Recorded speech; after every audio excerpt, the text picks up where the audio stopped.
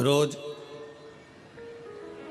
शंकर के मंदिर में प्रतिदिन जाने वाले को और एक और चीज अपने स्मरण में रहे, अगर शिव के मंदिर नहीं जा सकते तो अपने घर में जो शिवलिंग है उस पर जल चढ़ाओ। और यदि आप अपने शंकर के घर में शिवलिंग पर भी जल नहीं चढ़ा पा रहे हो तो किसी बेलपत्री का वृक्ष हो, उस वृक्ष के नीचे भी जल चढ़ाओ। और कभी मौका मिल जाए, कभी भगवान शंकर की बड़ी करुणा हो जाए, भगवान शंकर की बड़ी उदारता हो जाए, भगवान शंकर की बड़ी कृपा हो जाए, बड़ी कृपा हो जाए, भगवान शंकर जिस दिन तुम्हारे ऊपर बड़ी कृपा कर दे, किसी सोमवार को 3 नियम बना लो। जिस दिन मेरा भोले बाबा तुम पर कृपा कर दे उस दिन सोमवार का एक नियम बना कि महीने का एक सोमवार मुझे ऐसा करना है, 3 नियम धारण करना है महीने के सोमवार को। पहला, सुबेरे जाकर शंकर भगवान को 1 लोटा जल चढ़ाना है। दूसरा, दोपहर के समय पर जाकर मुझे बेलपत्री के वृक्ष के नीचे एक चावल का दाना रखकर बेलपत्री की 7, 11, 21, 108, 51 जितनी परिक्रमा आप लगा सकते हो वो लगाना है। और तीसरा, बेलपत्री के वृक्ष के नीचे और शंकर के मंदिर के दरवाजे पर मुझे एक घी का दीपक लगाना है। बस ये 3 नियम जिसने महीने में एक बार ले लिया, समझ लो उसको पीछे हटने की जरूरत ही नहीं, वो आगे ही बढ़े। महीने के किसी एक सोमवार का ऐसा नियम बना लो कि मुझे 3 नियम धारण करना है महीने के किसी भी एक सोमवार को। हम ये नहीं कहेंगे कि तुम सोमवार 5 पढ़ रहे हैं तो 5 को करो, 4 पढ़ रहे हैं तो 4 को करो, 3 पढ़ रहे हैं तो 3 को करो। तुम तो महीने का एक सोमवार का नियम बना। और मेरी जीजियों से, मेरी बेटियों से जो विदेश में रह रही हैं, जो कहीं बाहर रह रही हैं, कहीं बड़े शहर में रह रही हैं, जो रोज मंदिर नहीं जा सकते, हर किसी महीने के एक सोमवार को भी ये नियम निर्धारण थे, तो उनसे कहेंगे कि 3 महीने में एक सोमवार का नियम बना लो। 3 महीने में नहीं बना सकते तो 6 महीने में एक सोमवार का नियम बना लो। और 6 महीने में नहीं बना सकते तो 1 साल में एक सोमवार का ऐसा नियम बना लो कि मैं साल का एक सोमवार ऐसा रहूंगी कि सुबह सोमवार के दिन मंदिर में जाकर जल चढ़ाऊंगी, दोपहर में जाकर बाबा को एक अक्षत का दाना रखकर, अक्षत का मतलब है कि बाबा मेरी दिनों दिन उन्नति करना। बेलपत्री के वृक्ष के नीचे जो अक्षत रखा जाता है वो उन्नति के लिए रखा जाता है। शंकर के शिवलिंग पर जो अक्षत रखा जाता है वो रोग मुक्ति के लिए रखा जाता है। अशोक सुंदरी पर जो अक्षत रखा जाता है वो संतान प्राप्ति के लिए रखा जाता है। षडानंद कार्तिकेय की ओर जो अक्षत रखा जाता है वो हमारे बच्चों की सुख समृद्धि के लिए रखा जाता है। विनायक की ओर, गणेश जी की ओर जो अक्षत रखा जाता है वो हमारे घर में कोई मंगल कार्य आ जाए उसके लिए रखा जाता है। और जो पीठिका होती है जिसपे शिवलिंग रखा होता है, पार्वती जी का हस्तकमल, उस पर अक्षत रखा जाता है तो नारी के अखंड सौभाग्य के लिए रखा जाता है। अक्षत रखने का भी तरीका है। एक चावल का दाना कहाँ रखा जाता है, क्यों रखा जाता है, कैसे रखा। अब कई लोग कहते हैं गुरुजी ये शिव महापुराण में आप ये नियम बताते हो, तरीका बताते हो। हम तो उनसे कहेंगे डॉक्टर के पास जाओगे तो डॉक्टर भी गोली लिखकर ये नहीं कह देगा कि ये सारी गोली एक साथ खा जा। डॉक्टर भी कहेगा ये गोली सुबह खाना है, ये गोली शाम को खाना है, ये गोली दोपहर में खाना, ये गोली भूखे रहकर खाना। बोला सही है कि गलत है? ये रात्रि को खाना खाने के बाद खा लेना, ये खाना खाने के पहले, ये नाश्ते के पहले। और सुनो, ये दवाई, ये वाली पीछे वाली जो दवाई लो ना इसको दूध से लेना, ये वाली जो दवाई लो ना इसको पानी से लेना। और सुनो, ये डब्बी है इसको पानी में मिलाकर फिर पीना। दवाई लेने का भी तरीका है, उसी तरह शिव महापुराण में एक एक अक्षत का भी तरीका है और एक एक बेलपत्री का भी तरीका है। अब मान लो कई लोग कहते हैं गुरुजी आप ये तरीका बताते हो शिव पुराण के माध्यम से, कई लोगों के मन में संशय जागता है, तो अगर हम एक साथ चावल चढ़ा दे तो उसका क्या तरीका है? तो हमारा निवेदन है डॉक्टर जो दवाई ले एक ही बार में निपटा जाए, एक ही बार में खा ले। दवाई एक बार में पूरी खा गए असर नहीं करेगी, इसमें डॉक्टर का कोई दोष नहीं है। उसने तो बताया था ऐसे लेना, ऐसे लेना। और तुमने मैं डॉक्टर साहब ने पूछा दवाई पूरी ली, शाम की दवाई भूल गई थी, सवेरे की दवाई भूल गई थी, ये दवाई भूल गई थी। डॉक्टर कहेगा हमने तो नियम बताया था, तुमने नहीं खाई तो असर कहाँ से करेगी? तुम असर कब करती है? जब हम पूजन के तरीके को जान जाएं, जब हम अर्चना के तरीके को जाएं। आप साल भर का एक सोमवार निकाल लो, 6 महीने का एक सोमवार निकाल लो, 3 महीने का एक सोमवार निकाल लो, महीने का एक सोमवार निकाल लो, अपने से दिल में बन जाए तो एक सोमवार ऐसा निकालो जिसके 3 नियम धारण हो। पहला, उसी सोमवार जिसको कर रहे हो उस दिन सुबह जल चढ़ाना। दूसरे, दोपहर के समय पर जाकर बेलपत्री के वृक्ष के नीचे एक चावल का दाना रखना और परिक्रमा बेलपत्र की जितनी तुमसे बन जाए, जितनी तुम्हारे शरीर की कैपेसिटी हो, जितना तुम्हारा शरीर चलते बन जाए। हम तो ये भी नहीं कहते कि तुम भूखे रहकर भगवान का भजन करो, हम कभी नहीं कहते। हम तो यहां तक कहते हैं, हमारे पुष्टि मार्ग में यहां तक कहा गया कि वल्लभ कुल की एकादशी करो, भले बकरी जैसे चरो पर एकादशी करो। हम तो यहां तक कहते हैं कि बहुत समय से कल मेरी एकादशी है, एकादशी है, एकादशी है, एकादशी है, पूरे घर को हिलाकर रख दिया, एकादशी है, एकादशी, एकादशी है। बहू टेंशन में, बेटा डिप्रेशन में, पति पपीता ला ला के, सेव फल ला ला के, मूंगफली का दाना ला ला के, काजू कतली ला ला के, सेव फल ला ला के, और सारा सामान साबूदाना और खिचड़ी और ना चिप्स ना जाने क्या क्या ला ला के, बेचारा पति एकादशी आती है वो नौमी से चिंता में पड़ जाता है।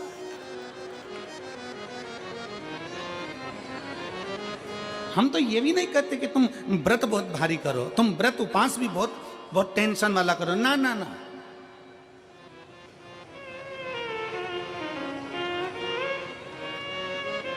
अपने को व्रत उपास भी इतना बहुत बहुत भूखे रह रहे हो, बहुत प्यासे रह रहे हो, और मालूम पड़े कि भगवान हमें मिलेगा, भगवान हमें मिलेगा।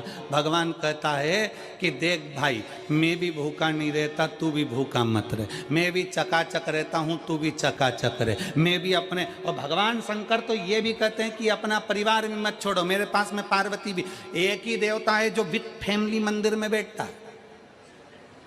शंकर जी हैं तो पार्वती जी है, तो गणेश जी हैं, तो कार्तिकेय जी हैं, तो नंदी है, सब मंदिर के अंदर चाहिए। शंकर भगवान अपने पूरे परिवार के साथ। शंकर जी तो ये कहते हैं अकेले तुम क्यों रहते हो। शिव जी की एक बात अपने ध्यान में रखना, कितनी सुंदर बात है शंकर भगवान की, बहुत ध्यान में रखिएगा। आप जौहरी नहीं हो, हीरे को नहीं परख सकते। हम भी जौहरी नहीं है, हम हीरा को नहीं समझ सकते।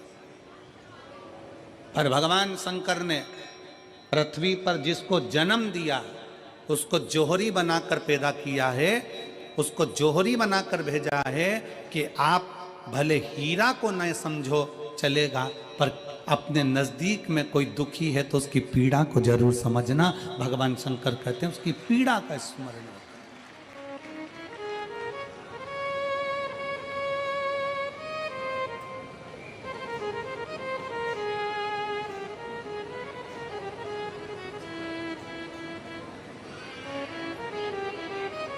हीरा को समझो ना समझो, पर पीड़ा को जरूर समझिए, किसी के दर्द को जरूर समझिए, किसी के दुख को जरूर समझिए, किसी की तकलीफों को जरूर समझिए। पशुपतिनाथ का व्रत करते हो आप, 16 सोमवार का व्रत करते हो आप, संकट सोमवार का व्रत करते हो आप, शिवरात्रि का व्रत करते हो, सोमवार की अष्टमी का व्रत करते हो। उन व्रतों में सारे व्रत करो, मना नहीं है, पर उस व्रत में अपना पूर्ण समर्पण परमात्मा के प्रति रखो। केवल खाना छोड़ा है, अन्न छोड़ा है, भोजन छोड़ा है, और दिन में सुबह से लेकर शाम तक 2-3 बार तुमने कुछ ना कुछ पाया है, वो व्रत हो सकता है आपकी दृष्टि में, पर हमारी दृष्टि में व्रत कौन सा है।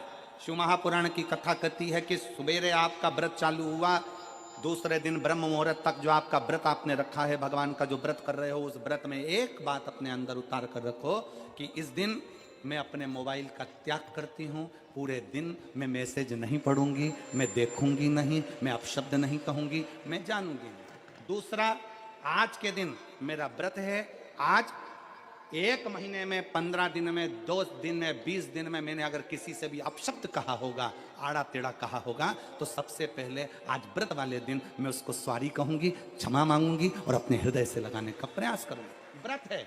व्रत का तीसरा अंश आज मेरा व्रत है, मैं आज के दिन किसी को भी अपशब्द नहीं बोलूंगी, किसी के लिए आड़ा तड़ा नहीं बोलूंगा। आज जितना बन सकेगा मैं सात्विक जीवन जीऊंगा। चौथा, आज मेरा व्रत है, आज के दिन मैं झूठ नहीं बोलूंगी, ना झूठ बोलूंगा सुबह से लेकर शाम तक। और पांचवा, आज व्रत वाला दिन है, जितना फलार मैं करूंगी उसका पैसा जोड़ूंगी कि 15 रुपए का मैंने साबुदाना खाया, 10 रुपए का बटाटा खाया, ये खाया वो खाया, सारा हिसाब लगाकर 55, 60, 70 रुपए जितने होते हैं उसमें से एक अंश निकालकर मैं उसका एक भाग किसी गौशाला में जाकर गाय को चारा जरूर दूंगी। आपका व्रत, आपकी साधना, आपका तप, आपका बल, आप कैसा कर रहे हैं? केवल भूखे रहने पर भगवत पद की प्राप्ति नहीं होती। शिव महापुराण की कथा कहती है कि भूखे रहने से भगवान की प्राप्ति नहीं होती। शिव पुराण की कथा कहती है भगवान को पाने की भूख बढ़ाने से भगवान की प्राप्ति होती है। भीतर से परमात्मा को पाने की भूख बढ़ाइए, भगवान को पाने की भूख बढ़ाइए भीतर से।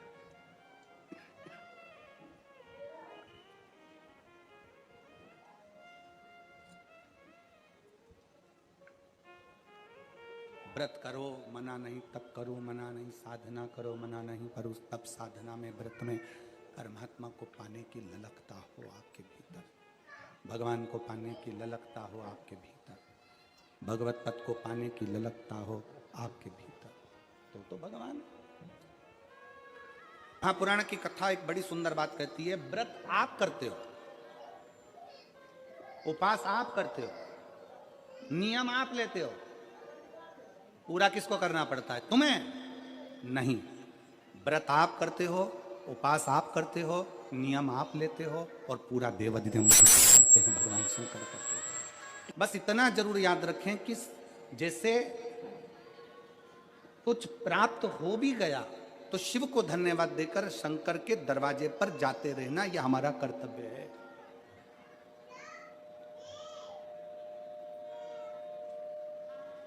एक बहन जी ने पत्र लिखा था कल।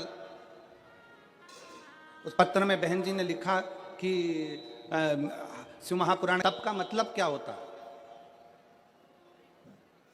चलिए, उपास का मतलब बताओ। खाना छोड़ देना व्रत नहीं है, दूसरे का धन छुड़ाकर खाना छोड़ देना व्रत है। शिक्षा दे देना, किसी को चिकित्सा की जरूरत है उसकी चिकित्सा में थोड़ा सा धन लगा देना, कोई रोते हुए के आंख के आंसुओं को पोंछ देना, किसी के दुख में खड़े होकर उसको खुशियां प्रदान कर देना, ये दुनिया का सबसे बड़ा व्रत है, सबसे बड़ी साधना, सबसे बड़ा तप। मन साफ है तो सारी गलतियां माफ है, और अगर मन ही साफ नहीं है तो गलती कौन माफ करेगा भाई? हम भी तो अपनी जिंदगी में एक नियम बना सकते हैं कि मैं श्री शिवाय नमस्तुभ्यम का जाप करूंगी। मेरी कॉलोनी में कोई शंकर जी का मंदिर है, हम 5-10 महिलाएं प्रत्येक सोमवार को 10 मिनट बैठेंगी। शाम के समय प्रदोष काल में 6 बजे 6:30 बजे बैठेंगे, 6:45 बजे 15 मिनट बाद उठ जाएंगे, श्री शिवाय नमस्तुभ्यम का जाप करेंगे, शंकर जी को भोग लगाएंगे। अगर एक हफ्ते में 5 सोमवार पड़ते हैं तो 5 महिलाएं अपना नियम बना ले कि आज का प्रसाद थोड़ा सा, कुछ भी शक्कर, खड़ी शक्कर, कुछ भी मैं लेके आऊंगी, माँ भोग लगाएंगे, अपन 5 मिलकर श्री शिवाय नमस्तुभ्यम जपेंगे, प्रसाद बांट देंगे, अपने घर चले जाएंगे। ज्यादा ढोंग प्रपंच नहीं, दिखावा नहीं, कोई एक नियम। हमारे नजदीक में शंकर जी का मंदिर है, हफ्ते में एक बार नियम बनाएंगे, उस मंदिर में सफाई करेंगे। हफ्ते में एक बार नियम बनाएंगे, अपने नजदीक के शंकर के मंदिर को साफ करेंगे, क्लीन करेंगे। एक नियम अपने अंदर बनाओ शिव के प्रति।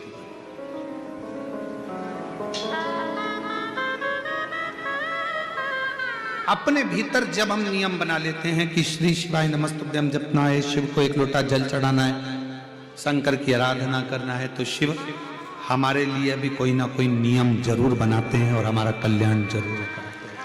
एक नियम बना, इस कथा को सुना, तुम्हारे पति को फल प्राप्त हो। कलिकाल में संसार में जो शिव महापुराण की कथा को सुनता है, श्रवण करता है, करवाता है, बाचता है, सुनता है, वो जितने जीव इस कथा को श्रवण करने आते हैं, केवल उनका ही नहीं, उनकी 71 पीढ़ी का कल्याण शिव पुराण की कथा कर। लंबी बाती का प्रमाण अलग होता है। लंबी बाती क्यों लगाई जाती है? भगवान के मंदिर में दीप में, देवियों की पूजन में, लक्ष्मी की वृद्धि के लिए। कौन से देवता के यहाँ लंबी बत्ती लगती है और कौन से देवता के यहाँ गोल बत्ती लगती है, उसका भी प्रमाण बनना। किसी देवी की पूजन करो तो लंबी बत्ती आती है, कुल देवता की पूजन करो तो लंबी बत्ती आती है। किसी मंदिर में किसी देवता को लगाने जाओ तो गोल बत्ती लगती है, उसका भी प्रमाण है। लंबी बत्ती जहां लगाई है, अगर लक्ष्मी के सामने लगाई है तो लक्ष्मी की लंबाई बढ़ती है, लक्ष्मी की वृद्धि बढ़ती है। अगर कुल देवता के नाम की लगाई है तो वंश की वृद्धि होती है। इसलिए हमारे यहाँ अमावस्या पूनम को जो पाटे माटे भराते हैं उसमें गोल बत्ती नहीं लंबी लगाई जाती है, जिससे हमारा वंश बढ़े। नवरात्रि में देवी जी की जो बाती लगाई जाती है वो लंबी लगाई जाती है, गोल नहीं। क्यों? क्योंकि जिससे माँ हम पर कृपा बना कर रखे, हमारा वंश खूब बढ़े, हमारे यहाँ लक्ष्मी की वृद्धि हो। स्थिर बाती, गोल बाती लगाई जाती है ब्रह्मा के मंदिर में, इंद्र के मंदिर में, देवता के मंदिर में। तुलसी के सम्मुख में लंबी बाती नहीं लगती, तुलसी के सम्मुख में गोल बाती लगाई जाती है महाराज, जिससे स्थिरता का भाव केंद्रित हो। स्थिरता भाव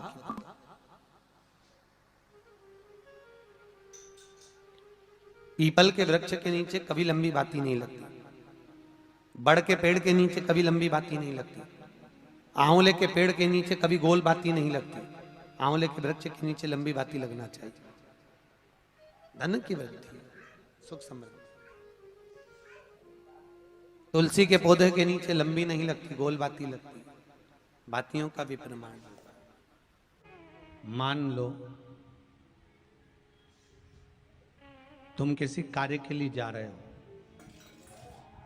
5 बार 6 बार तुम उस कार्य के लिए होकर आ गए, या किसी से अपना पैसा लेना है और तुम उसको पास 50 बार होकर आ गए हो, भैया पैसे कब देगा? या किसी कार्य के लिए जा रहे हो, वो कार्य नहीं हो रहा, 50 बार होकर आ गए, वो काम नहीं हो रहा।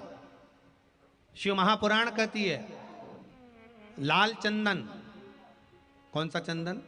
लाल चंदन को अच्छा घिसो और घिसकर तैयार कर कर बेलपत्री के ये जो दोनों भाग हैं, दर्शन हो रहे हैं आप लोगों को? लाल चंदन घिसो और घिसकर बेलपत्री के ये दोनों भाग हैं, दोनों पत्तियां जो नीचे की हैं, इसमें उस चंदन को लगा लीजिए। अगर किसी से आपको पैसा लेना है, वो नहीं दे रहा, या कोई काम है या जॉब है या नौकरी है या उसके लिए, या कोई विद्या अध्ययन का कोई कार्य है, कोई स्कूल में पढ़ाई कर रहे हो और वो कार्य नहीं हो रहा, 5 बार 6 बार करके देख लिया, नहीं हो रहा, तो ये दोनों पत्तियों पर लाल चंदन लगाओ। लाल चंदन लगाने का मतलब ये नहीं कि जरा सी तुम बिंदी लगा दो, लाल चंदन जो घिसा है उसको पूरी पत्तियों पर अच्छे से फेरना है,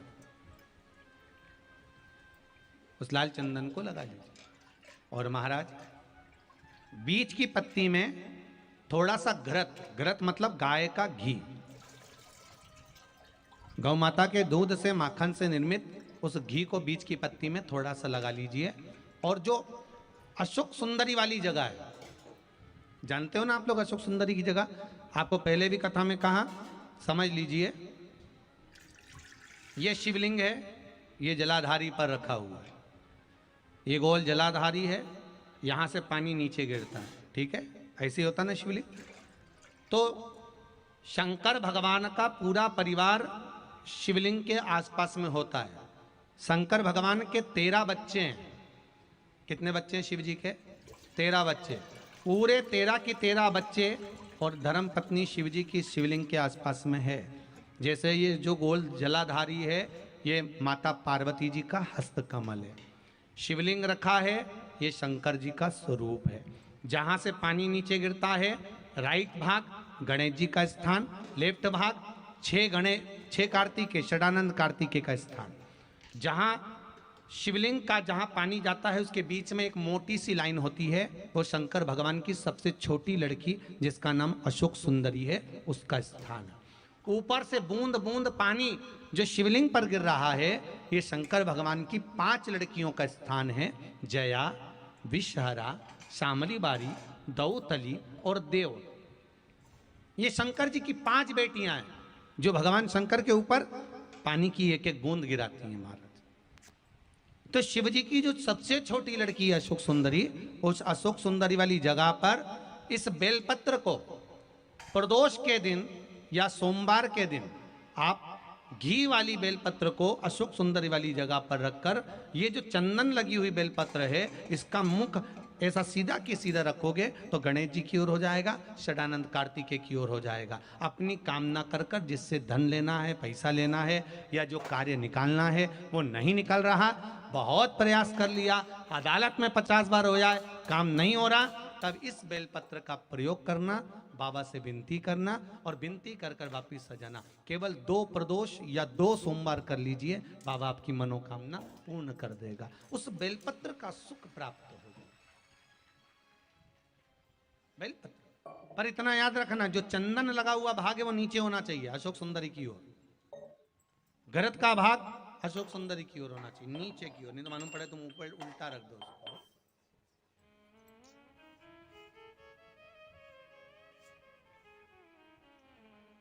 शिव स्मरण में यही चीज विवाह में भी कार्य आती है। जिन बेटा और बेटी का विवाह नहीं हो रहा, जिन बेटा बेटी का विवाह नहीं हो रहा, 30-30 साल के हो गए, 28 साल, 40 साल, 25 साल के हो गए, विवाह नहीं हो रहा, तो आज बेलपत्री पर दोनों पत्तियों पर लाल चंदन लगाइए और बीच वाली पत्ती पर पीला चंदन लगाइए। जिसका विवाह नहीं हो रहा उस नीचे की दोनों पत्ती पर लाल चंदन और बीच वाली पत्ती पर पीला चंदन। महाराज, पीला चंदन लगाने के बाद में जो लाल चंदन है, उस लाल चंदन से 7 बिंदी पीले चंदन वाली पत्ती पर लगवा दीजिए। जिस लड़का लड़की का विवाह नहीं हो रहा उससे लाल चंदन की 7 बिंदी लगवा दीजिए और लगवाकर जहां पर अशोक सुंदरी का स्थान है वहां पर उस बेलपत्री को उसका नाम और गोत्र बोलकर, जिस व्यक्ति का विवाह नहीं हो रहा, नाम और गोत्र बोलकर आज रात्रि के समय पर या आज शाम के समय पर उस बेलपत्र को भगवान शंकर की अशोक सुंदरी की जगह पर चढ़ा दो और बाबा से विनती कर लो, बाबा मेरा मंगल विवाह हो, ऐसा निवेदन कर लो। 3 महीने के अंदर विवाह पक्का, भगवान विवाह पक्का करा ही दे। जिसका विवाह नहीं हो, शादी बेलपत्री का प्रयोग, बस दोनों में अंतर है घृत का और पीले चंदन का। 7 बिंदी लाल चंदन की जब पीला चंदन लग जाए, 7 बिंदी लाल चंदन की उससे लगवाओ जिसका विवाह करना है। जिसका विवाह नहीं हो रहा उससे लगवाइए, फिर भगवान को समर्पित। दोपहर के बाद अगर हम बेलपत्र को तोड़कर शंकर भगवान को समर्पित करते हैं तो शिव उसे स्वीकार नहीं करते। फूल सूर्य की किरण निकलती है, प्रकाश थोड़ा सा हो जाता है, थोड़ा सा उजाला हो जाए और रात्रि सूर्य अस्त के पहले पुष्प को हम तोड़ सकते हैं, फूल हम तोड़ सकते हैं। बेलपत्र सुबह से लेकर दोपहर तक हम तोड़ सकते हैं, पर दोपहर के बाद में बेलपत्र को नहीं तोड़ा जाता।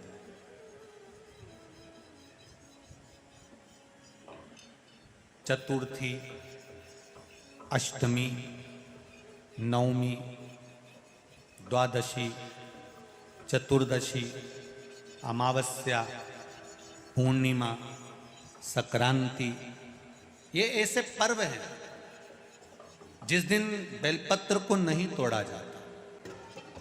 पुरानी बेलपत्र 1 महीने पुरानी भी रखी है। पुरानी बेलपत्र मंदिर के बाहर भी अगर निर्माल्य में उतरी हुई बेलपत्र किसी डलिया में पड़ी है, बहुत सारी बेलपत्र अगर किसी ने ले जाकर निर्माल्य को कहीं ले जाकर पटक भी दिया है मंदिर के कोने में, वहां से बेलपत्र उठा लो, उसको धो लो, साफ कर लो, वापिस ले जाकर महादेव को चढ़ा दो, वो स्वीकार कर लो।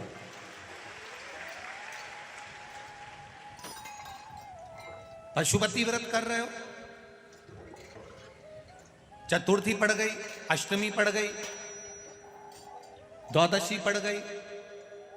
बच्चों से मत कहो कि बेलपत्र तोड़ कर लाओ, बच्चों से कहो जाओ शंकर जी के मंदिर में कहीं डलिया में कहीं एक आध दो बेलपत्र भी, एक बेलपत्र भी अगर कहीं साइड में पड़ी हो उसको उठा लाओ, धो बाबा के थाली में रख लो और पशुपति व्रत पर भी चढ़ा दो।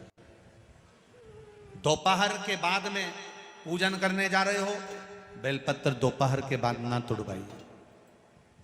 फूल सुबह प्रकाश होने से लेकर रात्रि को, शाम को जब सूर्य अस्त हो उसके पहले फूल आप तोड़ लो, मना नहीं है, दिन भर का समय आपके पास है, पर रात्रि में फूल नहीं तोड़ा जाता।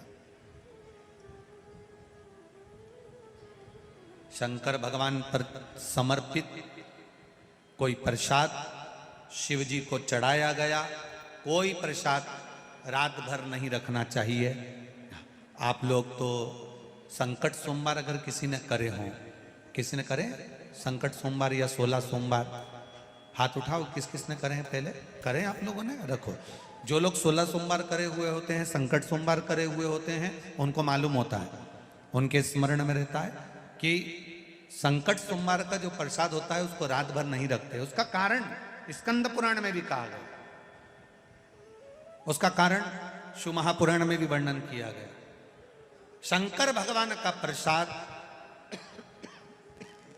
शिव जी का प्रसाद, अगर जितना जितना अंधेरा बढ़ते चले जाता है, जितना जितना रात्रि होती चली जाती है और दूसरा दिन अगर लग जाता है, तो उस प्रसाद पर आपका हक नहीं रहता, उस प्रसाद पर फिर चंड का हक हो जाता, फिर उनके गणों का हक हो जाता है, फिर आपका हक समाप्त हो।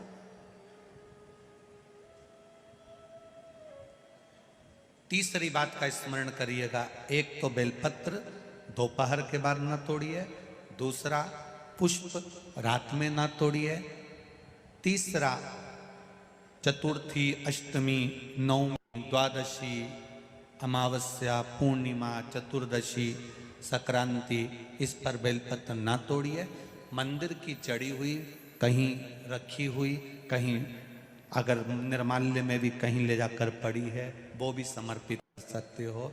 बेलपत्र तो यहाँ तक वर्णन करती है कि अष्टमी नवमी दोनों पड़ रही है और आपको बेलपत्र की जरूरत पड़ रही, तो एक बेलपत्र को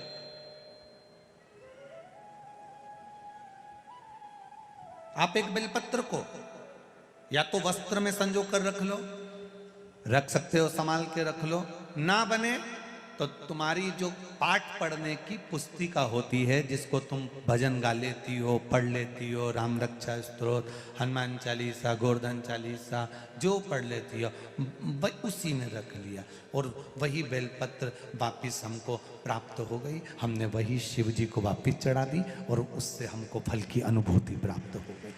जरूरी नहीं है तोड़े, बेलपत्री पूर्ण ना मिले। एक समय ऐसा आता है कि बेलपत्रियों को कीड़े खा जाते हैं, खंडित हो जाती है, सूख जाती है, बेलपत्री पूर्ण ना मिले।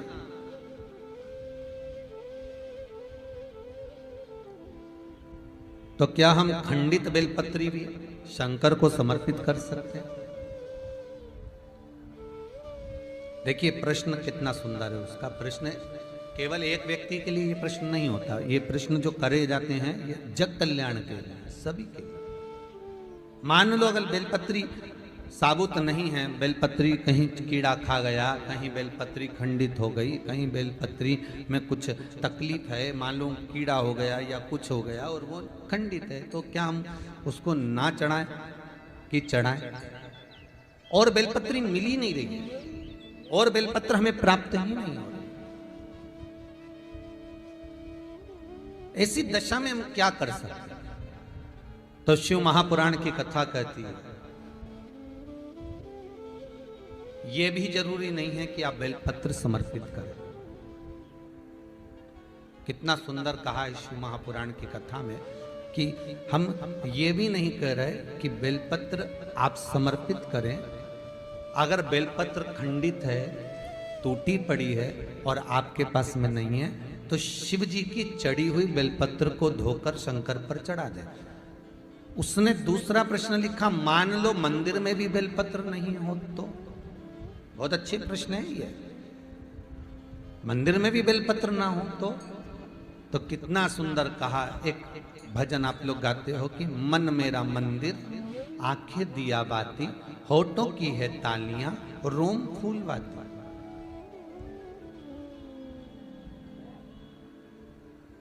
शिव महापुराण की कथा कहती है, मान लो अगर ऐसे समय पर बेलपत्र नहीं है तो महाराज भगवान शंकर के शिवलिंग का दर्शन कर कर अपनी ये 3 उंगलियां शिव जी के शिवलिंग को समर्पित करो। कितनी उंगलियां?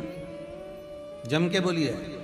3 उंगलियां शंकर के शिवलिंग को समर्पित करिए और बाबा से निवेदन करिए, इसको हमारा बेलपत्र का भाव मानकर आप स्वीकार करिए। ओम नमः शिवाय, श्री शिवाय नमस्तुभ्यम या महामृत्युंजय का जाप करते हुए, गौरी शंकर का स्मरण करते हुए हाथ का स्पर्श कर कर बाबा को नमन करो, प्रणाम करो। बाबा उस बेलपत्र को भी स्वीकार कर लेता है। बाबा उस बेलपत्र, यहाँ तो कितना शिव महापुराण के अंतर्गत एक लिंग पुराण है। लिंग पुराण के अंतर्गत वर्णन आता है कि आप अगर आपके पास में शिवलिंग भी नहीं है, आप किसी नदी में स्नान कर रहे हो तो अपने अंगुष्ठ को आगे कर कर आप उस पर भी जल चढ़ा सकते हो। भगवान शंकर उसको भी स्वीकार कर। आप किसी नदी का कंकर उठाकर अपने हथेली में रखकर उसको भी जल चढ़ा सकते हो। भगवान उसको भी स्वीकार कर। भगवान उसको भी ग्रहण कर लेगा, भगवान उसको भी स्वीकार कर।